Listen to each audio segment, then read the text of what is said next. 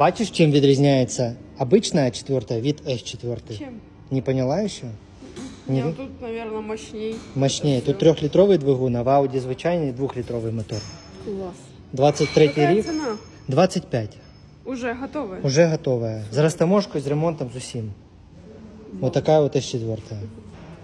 Ну, нравится? Да, четко. Ну что, поменяла мнение? Вот если бы ты выбирал G20, BMW тройку, или Audi вот такую? Эту, которую мы видели? Не, в новом кузове. Ауди.